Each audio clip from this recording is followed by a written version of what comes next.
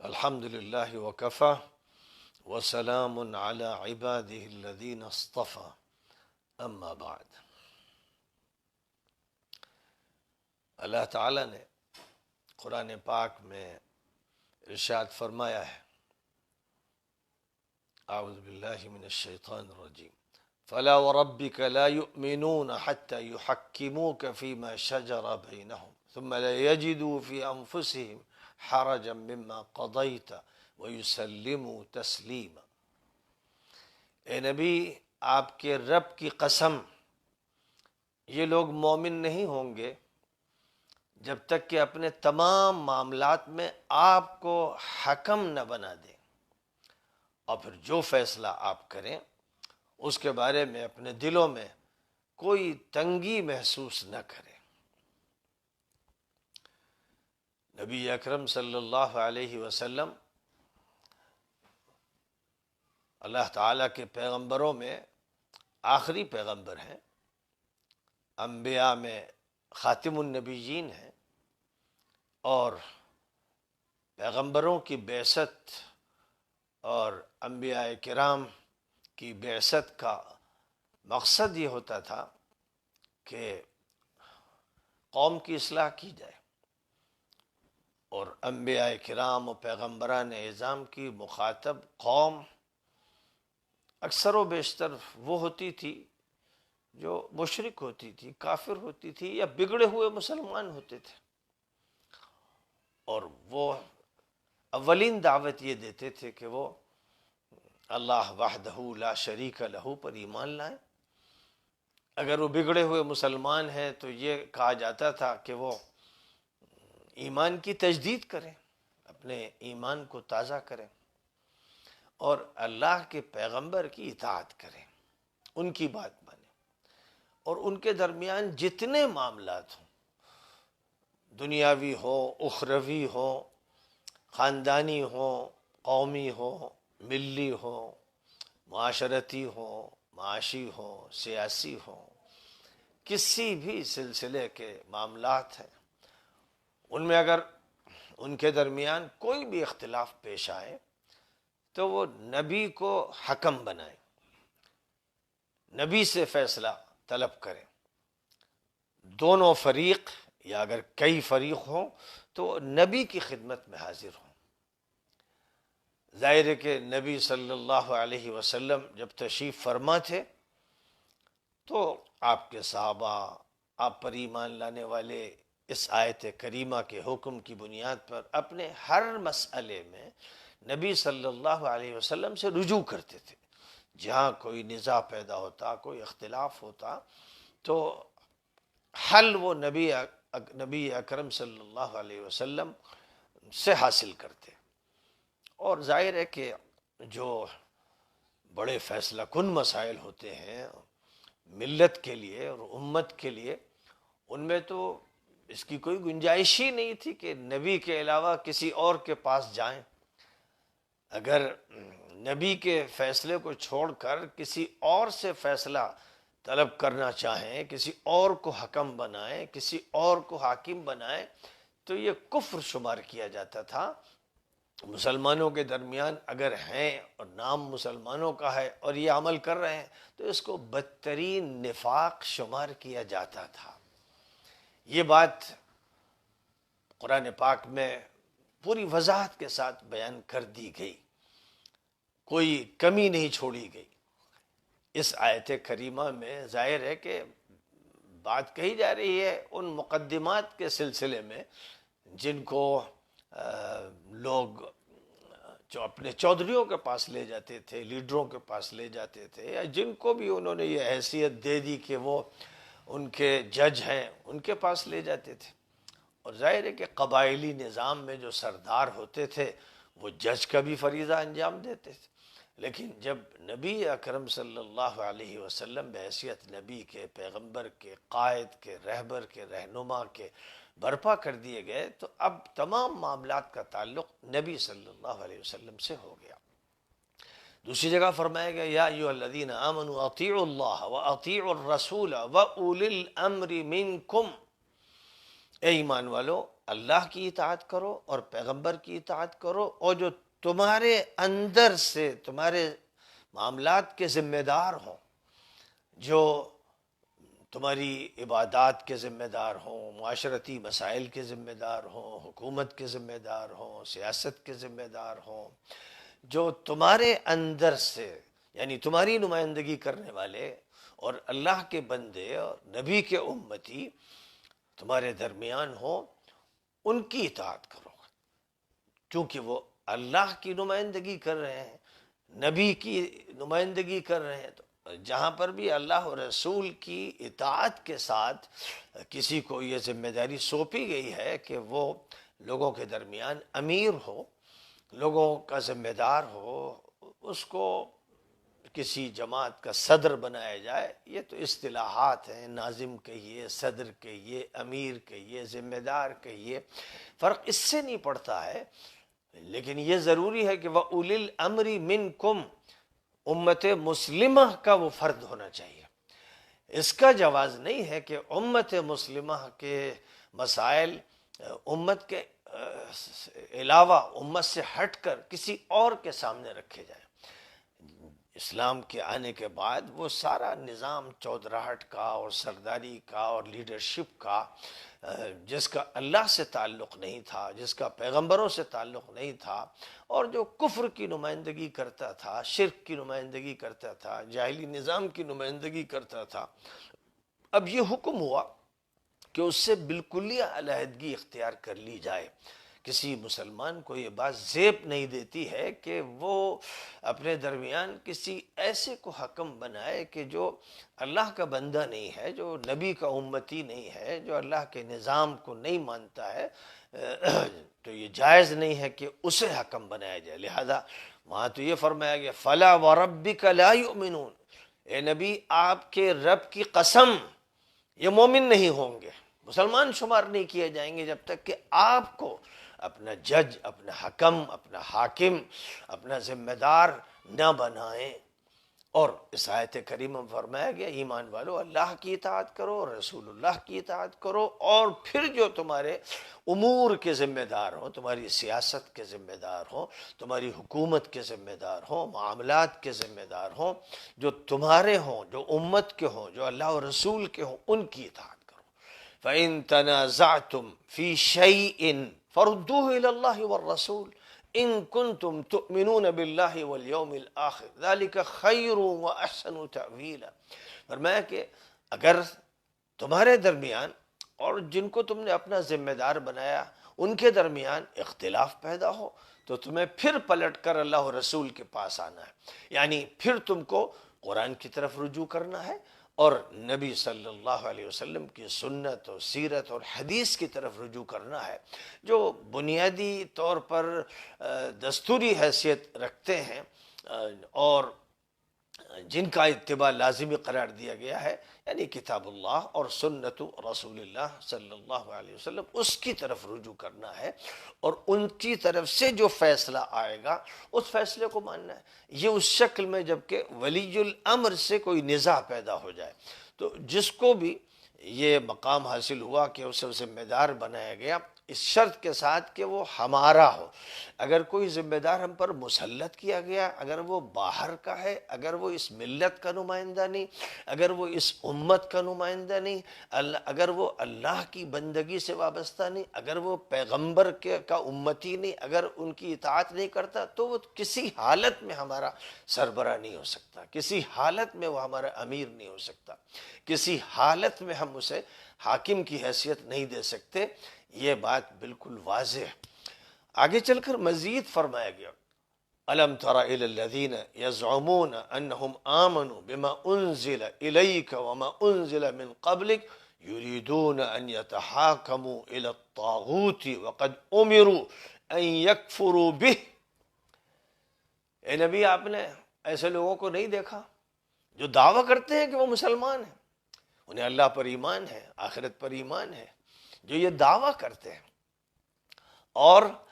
جو اللہ نے اتارا اس کو وہ مانتے ہیں، آپ سے پہلے جو کتابیں اتاری گئیں ان کتابوں کو بھی مانتے ہیں، اللہ کی تمام کتابوں کو مانتے ہیں، تمام پیغمبروں کو مانتے ہیں، پھر آخری پیغمبر کو مانتے ہیں اور آخری کتاب کو مانتے ہیں، اور اس کے باوجود یریدون ان یتحاکموا الی الطاغوت، لیکن جب مسئلہ آتا ہے حکمرانی کا، جب مسئلہ آتا ہے فیصلے کا، جب مسئلہ آتا ہے سیاست کا، تو وہ طاغوت کی طرف جاتے ہیں۔ اس وقت وہ ان کی طرف جاتے ہیں جو اللہ کو نہیں مانتے، جو اللہ کے خلاف باغی ہیں، جو اللہ کے نظام کو تسلیم نہیں کرتے ہیں، ان کی طرف بھاگتے ہیں۔ جب ان سے کہا جاتا ہے کہ تمہیں ایمان کی طرف آنا ہے، اللہ و رسول کی طرف آنا ہے، اور اس نظام کی طرف آنا ہے جو برحق ہے، جو قرآن کا عطا کردہ ہے، تو وہ ادھر بھاگتے ہیں۔ وَقَدْ أُمِرُوا أَن يَكْفُرُوا بِهِ، حالانکہ ان کو یہ حکم ہے اللہ کی طرف سے کہ وہ اس نظام کا انکار کریں، جو نظام کفر پر مبنی ہے اس کو تسلیم نہ کریں۔ یہ انہیں حکم دیا گیا ہے، لیکن اس کے باوجود ایسا کرتے ہیں۔ بہرحال یہ تو میں نے 2 آیتیں اس موقع پر پیش کر دی کہ میں پہلے بھی کہہ چکا ہوں، پھر دہراتا ہوں کہ الیکشن جب ہوتے ہیں اور ووٹ دیے جاتے ہیں تو اسلامی نقطہ نظر سے ووٹ ایک گواہی ہے۔ جیسے آپ کہتے ہیں اشہد ان لا الہ الا اللہ، میں گواہی دیتا ہوں کہ اللہ کے علاوہ کوئی معبود نہیں، اور اشہد ان محمد رسول اللہ، میں گواہی دیتا ہوں کہ محمد صلی اللہ علیہ وسلم اللہ کے رسول۔ ویسے ہی آپ مثلا جی گواہی دیتے ہیں کہ فلاں سچا ہے، فلاں جھوٹا ہے، فلاں کا مقدمہ صحیح ہے، فلاں کا مقدمہ غلط ہے، اور فلاں نے فریب کیا ہے، یعنی یہ حق کی گواہی ہے جو مطلوب ہوتی ہے۔ یا ایھا الذین آمنوا کونوا قوامین بالقسط شہداء للہ ولو علی انفسکم، اے ایمان والو انصاف پر قائم رہنا اور حق کی بنیاد پر گواہی دینا، اللہ کے لیے گواہی دینا، چاہے یہ گواہی تمہارے خلاف جا رہی ہو، تمہارے خلاف ہی کیوں نہ پڑے، لیکن تمہیں بہرحال سچی بات کرنا ہے۔ تو ووٹ گواہی ہوتی ہے کہ میں نے فلاں کو ترجیح دی ہے اور فلاں کو میں بہتر سمجھتا ہوں، افضل سمجھتا ہوں، قابل ترجیح سمجھتا ہوں۔ تو ظاہر ہے کہ چونکہ وَلَن يَجْعَلَ اللَّهُ لِلْكَافِرِينَ عَلَى الْمُؤْمِنِينَ سَبِيلًا، اللہ نے فرمایا کہ ہرگز کفر والوں کو اللہ ایمان والوں پر فوقیت نہیں دے سکتا، غلبہ نہیں دے سکتا، یعنی ان کو یہ حیثیت نہیں دی جا سکتی کہ وہ حکم بنے اور حاکم بنے، یہ حیثیت اللہ کی طرف سے انہیں نہیں دی گئی ہے، اسی لیے وہ اولی الامر منکم کہا گیا۔ اب ظاہر ہے کہ مسلمانوں کو ہر حال میں یہ دیکھنا ہے کہ ہم جو قدم اٹھائیں وہ اصولی ہو، اور وہ قرآن کی روشنی میں صحیح ہو، اور اللہ کے یہاں وہ قابل قبول ہو، اور نبی کے یہاں ہم اس کے بارے میں گواہی دے سکتے ہوں۔ اس لیے یاد رکھنا چاہیے کہ مسلمانوں کو قلت اور کثرت کو نہیں دیکھنا چاہیے، کیونکہ قلت اور کثرت کی بنیاد پر حق نہیں سمجھا جاتا، حق کو تولنے کے لیے کثرت نہیں دیکھی جاتی، اور نہ قلت کو کم سمجھا جاتا ہے۔ کم من فئۃ قلیلۃ غلبت فئۃ کثیرۃ باذن اللہ واللہ مع الصابرین۔ اللہ فرماتا ہے کتنی ایسی چھوٹی چھوٹی ٹکڑیاں ہوتی ہیں جو بڑے بڑے لشکروں پر اللہ کے حکم سے غالب آ جاتی ہیں۔ تو جب اللہ یہ کہتا ہے کہ قلت اور کثرت کو مت دیکھو، تم حق کو دیکھو اور حق کا ساتھ دو، تم تھوڑے ہو کوئی حرج نہیں۔ حدیث میں فرمایا گیا کتنے پیغمبر ایسے آئیں گے محشر میں کہ ان کے ساتھ ماننے والے 2 ہوں گے، 3 ہوں گے، 4 ہوں گے، بس ان کی امت ایسی چھوٹی ہوگی، لیکن اس کی وجہ سے ان کی نبوت اور ان کی رسالت میں کوئی کمی نہیں ہوئی۔ جو کام اللہ نے انہیں سونپا تھا وہ انہوں نے انجام دیا، اور اللہ کا مطالبہ یہ نہیں ہوگا کہ تم بڑی امت لے کر کیوں نہیں آئے۔ اس لیے حق کا ساتھ دینا ہے، اور حق کے لیے بنیادی شرط ایمان ہے، دیانتداری ہے، امانت داری ہے، نیکی ہے، صداقت شعاری ہے، یہ بنیادی شرطیں ہیں۔ لیکن ظاہر ہے کہ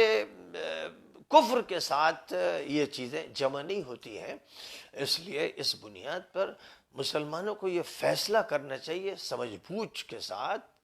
ایمانی بنیادوں پر، کیونکہ ہماری کوئی چیز بھی ایمان سے الگ نہیں ہو سکتی، ہماری سیاست بھی مؤمنانہ ہوگی، موحدانہ ہوگی۔ اسلام نے ہم کو ایک توحیدی نظام عطا کیا ہے، لہذا چاہے وہ ہماری نماز ہو، چاہے شادی بیاہ ہو، اور چاہے ہماری دیگر تقریبات ہوں، چاہے وہ ہمارے معاشی مسائل ہوں یا سیاسی مسائل ہوں، ہر جگہ موحدانہ نظام کی ہم کو اطاعت کرنی ہے، یعنی وہ نظام جو توحید پر ہمیں قائم رکھے اور جو اللہ سے ہمیں وابستہ رکھے، اور جس کی بنیاد پر ہم نبی صلی اللہ علیہ وسلم سے اپنے تعلق کو قائم رکھیں۔ اور ظاہر ہے کہ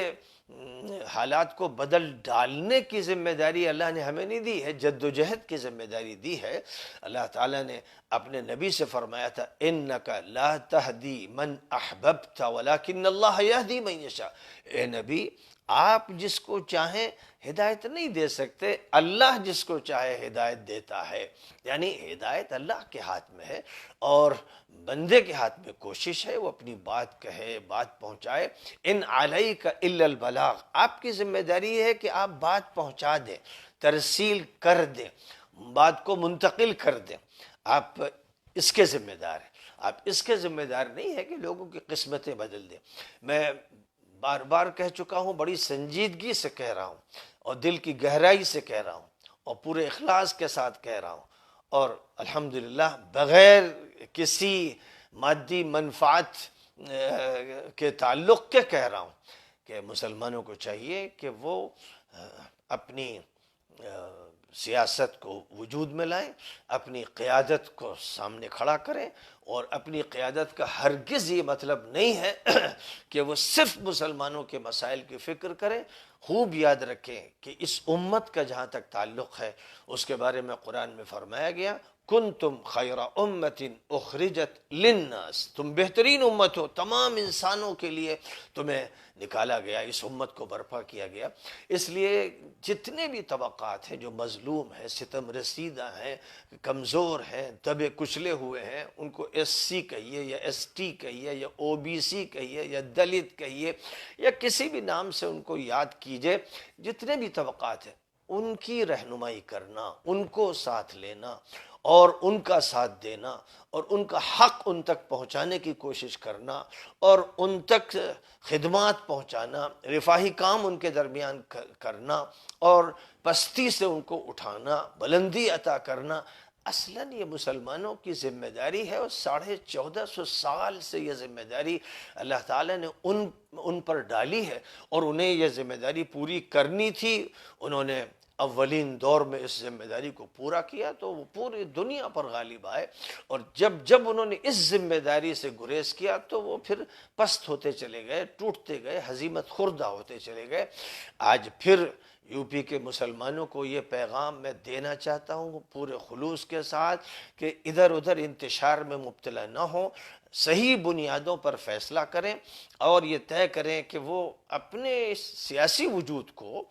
انتظامی وجود کو، معاشرتی اور معاشی وجود کو صحیح معنی میں برپا کریں گے، اپنے پیروں پر کھڑے ہوں گے، اللہ پر توکل کریں گے، نبی سے نسبت رکھیں گے، مستقبل کی تعمیر کی کوشش کریں گے اور ٹھوس بنیادوں پر کریں گے، یعنی قرآنی بنیادوں پر وہ عمل کریں گے۔ اور یہ اس معاملے میں اصل مسئلہ نہیں ہوگا کہ ان کی قیادت کون شخص کر رہا ہے اور وہ شخص جو ہے اس کے بارے میں کیا پروپیگنڈا کیا جا رہا ہے۔ جہاں تک تعلق ہے جناب اسد الدین اویسی صاحب کا، وہ اس خلا کو اس وقت پر کر رہے ہیں اور اپنی پارٹی کا تعارف کرا رہے ہیں، پروگرام کر رہے ہیں، بات جو کہہ رہے ہیں اس میں کوئی شک نہیں، وہ بات بنیادی ہے اور صحیح بات ہے کہ مسلم قیادت ہونی چاہیے، کیونکہ مسلم قیادت کو اللہ کی طرف سے برپا کیا گیا تھا امت کی شکل میں، اور بہت بڑی ذمہ داری ڈالی گئی تھی، اور یہ ذمہ داری صرف عبادات کی نہیں تھی، صرف معاشرتی اصلاح کی نہیں تھی، بلکہ مکمل طور پر سیاسی نظام کو درست کرنے اور حکمرانی کو درست کرنے اور عدل و انصاف کا نظام قائم کرنے اور برپا کرنے کے لیے اس امت کو اٹھایا گیا تھا۔ اس لیے جہاں جہاں پر بھی یہ اس مقام سے گر پڑی ہے، دور ہٹا دی گئی ہے، اس کے خلاف پروپیگنڈا بھی کیا گیا اور چالاکیاں اختیار کی گئیں۔ اس کو چاہیے کہ اس دلدل سے اٹھے اور اپنے اصل مقام کی بازیافت کرے اور ایک زبردست جدوجہد کرے، یہ فیصلہ کرے کہ پوری اجتماعیت کے ساتھ ہمیں یہ کام انجام دینا ہے۔ میں نے اس موقع پر بھی جب سی اے کا مسئلہ چل رہا تھا، یہ بار بار کہا تھا کہ ندوے اور دیوبند اور علی گڑھ اور ملیہ کے چند منتخب نوجوان ہونے چاہیے جن کو ایک نوجوان قیادت فراہم کرنی ہے، اور ظاہر ہے کہ جب وہ آگے بڑھیں گے اور کام سنبھالیں گے اور اپنی صلاحیتوں کا اظہار کریں گے تو جو بڑے ہیں وہ بھی ان کو مانیں گے اور ان کے لیے برکت کی دعا کریں گے، لیکن وہ صرف اس انتظار میں رہیں کہ ہمیں کوئی اٹھا دے، کوئی کھڑا کر دے اور وہ خود ہی کچھ کام لے لے، یہ صحیح طریقہ نہیں ہے۔ اس لیے میں کہوں گا کہ جو فارغین ہیں، ندوے کے فارغین ہیں، دیوبند کے فارغین ہیں، علی گڑھ کے ہیں، ملیہ کے ہیں اور دیگر اداروں کے ہیں، تعلیمی اداروں سے جن کے ذہن تیار ہوئے ہیں، وہ خاص طور پر اس ملت کی ایک سیاسی طاقت کو برپا کریں اور جتنی بھی کمزور برادریاں ہیں اور جن کو بھی زمانے سے دبایا گیا، کچلا گیا ہے، ان کو بھی ساتھ لیں، ان کے ساتھ ہوں اور ساتھ لیں، ایک مشترک قیادت برپا کریں، ایک جوان قیادت برپا کریں اور یو پی کے الیکشن میں ایک مثال پیش کریں کہ 100% مسلمان انہی بنیادوں پر ووٹنگ کریں، یہ نہ دیکھیں کہ ان کے کتنے لوگ آئیں گے کتنے نہیں آئیں گے اور کتنے جیت سکتے ہیں اور کتنے نہیں۔ اصول کو سامنے رکھنا ہے، اس کے مطابق عمل کرنا ہے۔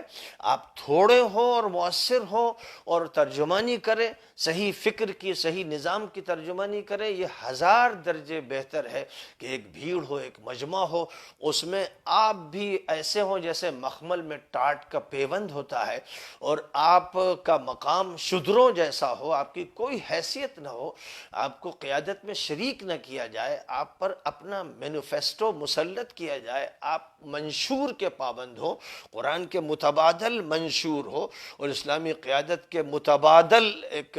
کفر پر مبنی قیادت ہو، اور پھر قیادت بھی وہ ہو جو مشکوک ہے، مشتبہ ہے۔ میں پورے یقین کے ساتھ یہ بات بتاتا ہوں اور اس کے بہت سے دلائل ہیں، وہ ظاہر 2-2-4 کی طرح نہیں ہیں، لیکن سمجھنے والوں کے لیے اشارے کافی ہیں کہ جس قیادت کو ہم سیکولر سمجھ رہے ہیں اور مسلمان یہ سوچ کر کہ ہم ایک حاکم کو ہٹا کر ایک دوسرے حاکم کو لائیں گے،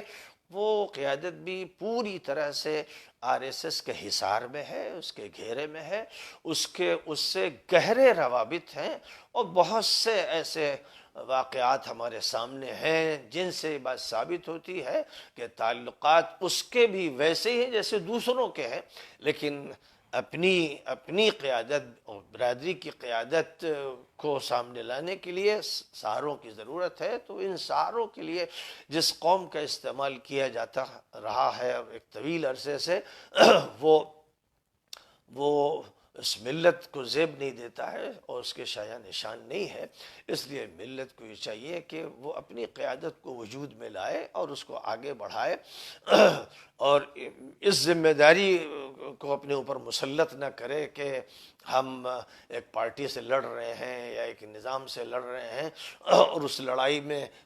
کسی سے بھی ہم کو مدد لینا پڑ جائے، تو یہ تو اس وقت ہوتا ہے جب کہ آپ کی اپنی جگہ پر حیثیت ہو اور آپ کسی سے مدد لے رہے ہو۔ یہاں یہ صورتحال نہیں ہے، آپ قلی ہیں، آپ مزدور ہیں، آپ ایک چھوٹے سے برداری کرنے والے انسان ہیں، آپ کو بیوقوف بنا کر استعمال کیا جاتا ہے، پھر استحصال کیا جاتا ہے۔ جو لوگ اسی پرانی غلطی کو دہرانا چاہتے ہیں، میں ان سے کہوں گا کہ آپ یہ بات نوٹ کر لیجئے تاکہ آپ کے سامنے تجربہ پھر آ جائے۔ ماضی کے تجربے ہو چکے ہیں لیکن پھر آ جائے، کل آپ افسوس کریں گے کہ ہم سے غلطی ہوئی اور ہم نے جو فیصلہ کیا اس فیصلے کے نتائج اچھے نمودار نہیں ہوئے، اس لیے آپ کو چاہیے کہ آپ اصولی باتوں کو سامنے رکھتے ہوئے اور اللہ کی آیتوں کو سامنے رکھتے ہوئے اور نبی پاک علیہ الصلاۃ والسلام کی تعلیمات کو سامنے رکھتے ہوئے اپنا قدم آگے بڑھائیے اور صحیح فیصلہ کیجیے۔ اور اس موقع پر ہمارے جو نوجوان ہیں اور خاص طور پر جو علی گیرینس ہیں اور ملیہ کے فارغین ہیں اور دیوبند کے فارغین ہیں، جو سیاسی سوجھ بوجھ بھی رکھتے ہوں، جرأت رکھتے ہوں، ہمت رکھتے ہوں، اور وہ صرف روایت پرستی یا روایتی قیادت کی تابع داری سے جڑے نہ رہیں، بلکہ ایک نئی قیادت کو برپا کرنے کی تمنا رکھتے ہوں، حوصلہ رکھتے ہوں، وہ آگے آئیں اور ابھی اس ماحول میں وہ پوری قوت اویسی صاحب کو پہنچائیں اور یہ طے کریں، ان سے بھی صاف بات کریں کہ مسئلہ جو ہے وہ اس کا نہیں ہوگا کہ ہم آپ کے تابع فرمان رہیں گے، ہم تابع فرمان اس نظام کے ہیں جو عدل کا نظام ہے اور جو اسلامی رفاہی نظام ہے، ہم اس کے تابع ہیں اور آپ کو بھی اس کے تابع رہنا ہوگا، اور ساتھ ہی ساتھ جو بھی نمائندہ ہوگا 100% اس کو بھی اس کی تابع داری کرنی ہوگی۔ وہ اگر دوسروں کی نقالی شروع کر دے گا تو امت اس کو بھی اٹھا کر اسی طرح پھینک دے گی جیسے اوروں کو پھینکنا اس پر لازم ہے۔ اس اعتبار سے بہرحال ایک ایسا فیصلہ ہو کہ جس میں گاؤں گاؤں کے دورے، یعنی آج میں اس وقت بات کر رہا ہوں ایک ذمہ دارانہ احساس کے ساتھ کہ گاؤں گاؤں کے دورے روز مرہ، یعنی روز 10 گاؤں کا دورہ کیجئے۔ اس وقت اس فضا کو بنانے میں اور اس ذہن کو تیار کرنے میں ابھی جو بات صرف نوجوانوں میں نظر آ رہی ہے، جو جوش نظر آ رہا ہے اور جو اسٹیج سے بیانات ہو رہے ہیں، وہ بہت خوش آئند ہیں۔ جو باتیں کی جا رہی ہیں بڑی امید افزا ہیں، بہت ہی حوصلہ افزا باتیں ہیں اور وہ بڑی صحیح باتیں ہیں۔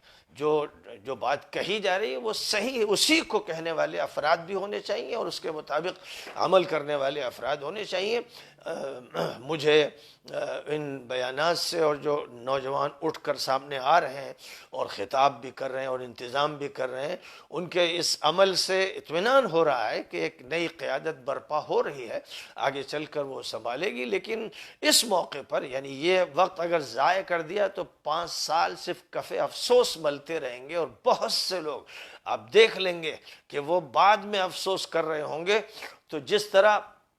اگر اللہ کے نظام کے مطابق 2 فریق مقدمہ اپنا لے کر رسول اللہ صلی اللہ علیہ وسلم کے پاس گئے یا آپ کے نمائندے کے پاس جاتے ہیں تو دونوں جیتتے ہیں، یعنی جس کے حق میں فیصلہ ہوتا ہے زمین کا، مکان کا، جائیداد کا، اس کو تو دنیا ملی لیکن آخرت بھی ملی کیونکہ اس نے نبی کی بات مانی۔ اور جو ہار گیا، زمین اس کے ہاتھ سے چلی گئی، جائیداد چلی گئی، لیکن اس نے کیونکہ نبی سے وابستگی اختیار کی، وہ بھی جیت گیا۔ تو اس طرح دونوں جیتتے ہیں، اور جب دونوں نظام باطل کو حکم بناتے ہیں تو دونوں ہارتے ہیں، دونوں بدقسمت ہوتے ہیں، دونوں منحوس ہوتے ہیں۔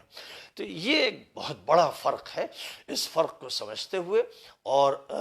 قلت اور کثرت سے الگ ہو کر، اور یہ سمجھتے ہوئے کہ الکفر ملت واحدہ، اور یہ سمجھتے ہوئے کہ یہ سب گماشتے ہیں، ایک عالمی طاقت کے اور پھر مقامی طاقت کے، یہ گماشتے ہیں اور یہ چہرے بدلتے ہیں، ان کے رنگ بدلتے ہیں، یہ سیکولر بنتے ہیں، لیکن ان کے دل اور ان کے دماغ اور ان کا باطن اور ان کا ماحول اور ان کا حصار بڑا ظلمانی ہے، بڑا ظلمانی ہے، اور اس کا تعلق عدل سے نہیں ہے، انصاف سے نہیں ہے، حق سے نہیں ہے، اور ہر صاحب حق کو حق دو، اس کو وہ تسلیم نہیں کرتے۔ زبان سے اگر بولتے ہیں تو ان کا دل جانتا ہے کہ وہ اس کے خلاف کرتے رہے اور کرتے رہیں گے۔ چند ضروری بات سمجھتے ہوئے میں نے پھر اس بات کو دہرایا۔ امید کرتا ہوں کہ ایک نئی جوان قیادت ابھر کر آئے گی، اور صرف یہ نہیں کہ اس موقع پر وہ قیادت تیار ہو جائے گی میں چاہتا ہوں کہ ایک ایسی قیادت وجود میں آئے جو اس وقت بھی اس الیکشن میں بھی ایک فیصلہ کن کردار ادا کرے، اور پھر بعد میں مسلسل جد و جہد کرے، یعنی 5 سال تو جد و جہد کرے ہی، ابھی جو 1-2 سال کے اندر متعدد صوبوں میں الیکشن ہونے والے ہیں، وہ یہاں تیار ہو کر ان صوبوں میں پھر جا کر کام کرے، اور اس طرح پورے ملک میں، ملک کے ہر صوبے میں، ہر ضلع میں وہ متحرک ہو جائے، اور یہ سمجھے کہ ایک بڑا انبیائی کام اور ایک بڑا اصلاحی کام اور ایک بڑا رفاہی کام لے کر اس کو چلنا ہے۔ اس کام کے لیے جو قدم اٹھایا جائے گا وہ عبادت شمار کیا جائے گا۔ نفلی عبادات سے زیادہ بڑی عبادت یہ ہے کہ آپ ملت کے لیے، امت کے لیے، انسانوں کے لیے، کمزوروں کے لیے، ضعیفوں کے لیے، بیواؤں کے لیے، یتیموں کے لیے متحرک ہو جائیں، اور جو بھی ان کی خدمت کر سکتے ہوں، پھر خاص طور پر ان کی آزادی کے لیے جو عمل کر سکتے ہو، اس عمل میں لگنا عبادت ہے، اور عام نفلی عبادات سے بہت افضل ہے۔ اس لیے ایک نوجوانوں کی ایسی قیادت ہو جو عبادت سمجھتے ہوئے ہر جگہ کا دورہ کرے، ذہن بنائے، اور اس رخ پر لوگوں کو لے کر آگے بڑھے کہ اس امت کا جو مقام قیادت اللہ کی طرف سے طے ہوا اور نبی نے جس کی تشکیل فرمائی، ہمیں اسے زندہ کرنا ہے، اسے دوبارہ ابھارنا ہے اور برپا کرنا ہے، اور اسی کے ساتھ وابستگی اختیار کر کے زندہ رہنا ہے اور اسی پر مرنا ہے۔ یہ انبیاء کی وصیت بھی ہے، ہر دور کے مصلحین و مجددین کی وصیت ہے، اور یہ بندہ عاجز بھی آپ تک یہ بات پہنچانا چاہتا ہے۔ وآخر دعوانا ان الحمد للہ رب العالمین۔